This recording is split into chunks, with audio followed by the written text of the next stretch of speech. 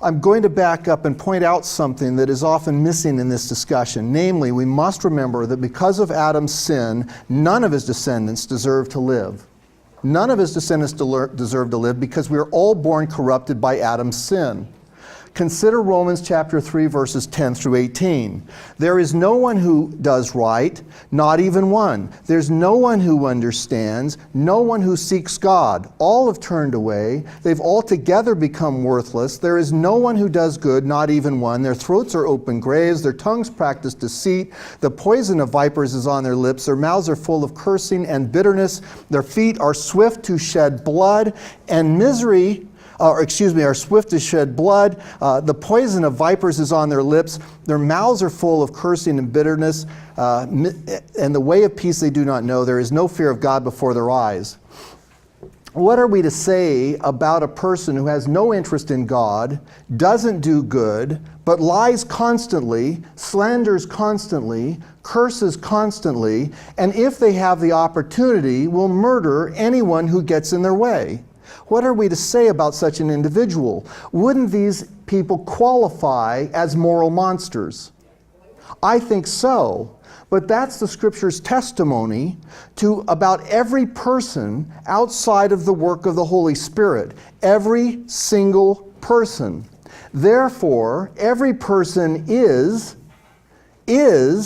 born such that without the work of the Holy Spirit, they are moral monsters. And part of human monstrousness is that they accuse God of wrongdoing. Thus, after Israel had indulged in the sins of the Canaanites, God told them in Ezekiel 18, verse 25, "Yet you say, the way of the Lord is unjust. Hear, O house of Israel, is it my way that's unjust? Is it not your ways that are unjust?" No wonder then that the Lord proclaimed in Jeremiah 17:9, "The heart is deceitful above all things and desperately sick. Who can understand it?" Consider also Paul's words in Ephesians chapter 2, verses 1 through 3. He says, "And you were dead in trespasses and sins, in which you once walked, following the course of this world, following the prince of power of the air, the spirit that is now at work in the sons of disobedience, among whom we all once lived in the passions of our flesh, carrying out the desires of body and the mind. We were," listen to this, by nature, children of wrath, like the rest of mankind."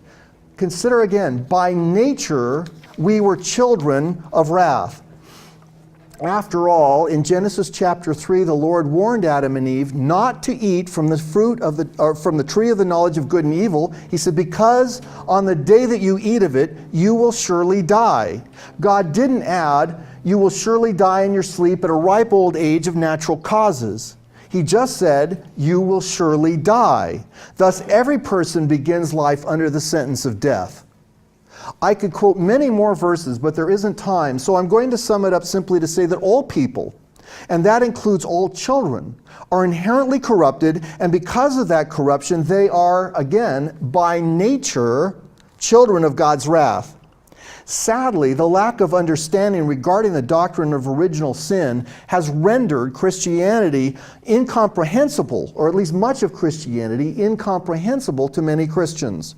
That some Christians no longer even hold to this doctrine is odd because, as G.K. Chesterton once put it, certain new theologians dispute original sin, which is the only part of Christian theology which can really be proved. And Chesterton was right.